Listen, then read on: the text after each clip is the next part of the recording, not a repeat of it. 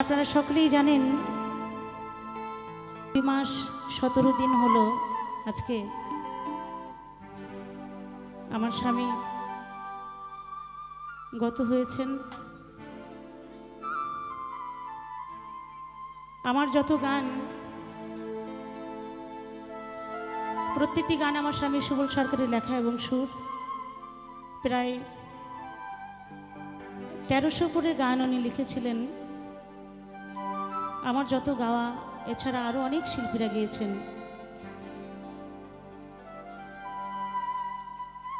সে আমার স্বামীর চরণে শত করে প্রণাম।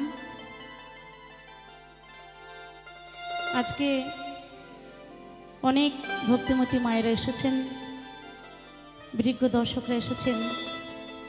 সেই ভক্তিমতী মায়েদের চরণে, বিজ্ঞ দর্শকদের চরণে শত করে প্রণাম। ছোট ছোট ভাই বোনেদের আন্তরিক ভালোবাসা। গান শুনিয়ে আনন্দ দিতে পারবো কিনা জানি না, কারণ সেই শক্তি, সেই সাহস কিছুই আমার নেই।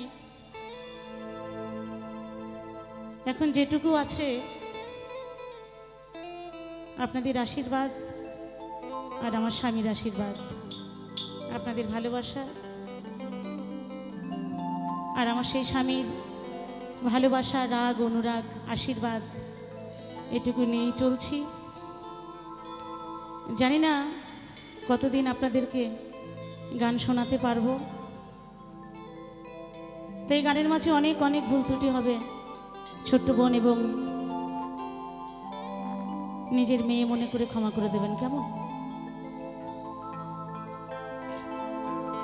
অনেক ভুল হবে, কারণ আমার সেই শক্তি, সাহস, বল, ভরসা আমার মধ্যে কিছুই নেই। সবই কিন্তু আপনারা যদি শক্তি যোগান তাহলে হয়তো একটু গাইতে পারবো। কারণ এখানে যখন গানের কথা হয়েছিল তখন আমার স্বামী ছিলেন। তারপর অনেক প্রোগ্রাম, প্রচুর প্রোগ্রাম ক্যান্সেল করেছি। ভেবেছিলাম আর গান বাজনা করব না, কারণ আমি কোনোদিন আমার স্বামীকে ছাড়া কখনো, আমার মনে পড়ে না যে কোথাও আমি গেছি। আমার বাড়ির থেকে আমার আশ্রমটা 4 কিলোমিটার দূরে, সেখানেও আমি একা কোনোদিন কোথাও যাইনি। কিন্তু আজকে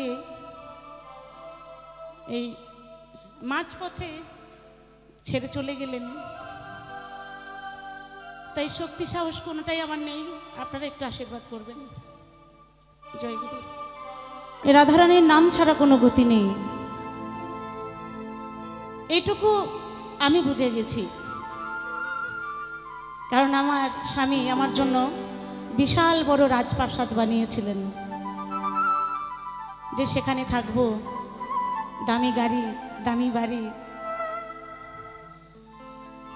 কিন্তু যেই রাজপ্রাসাদে রাজা থাকে না,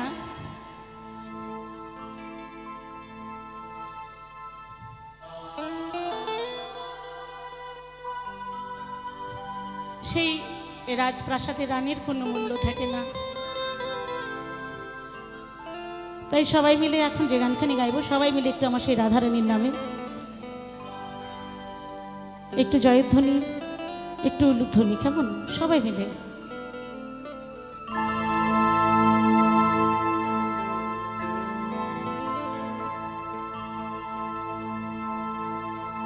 শ্রী গুরু প্রেম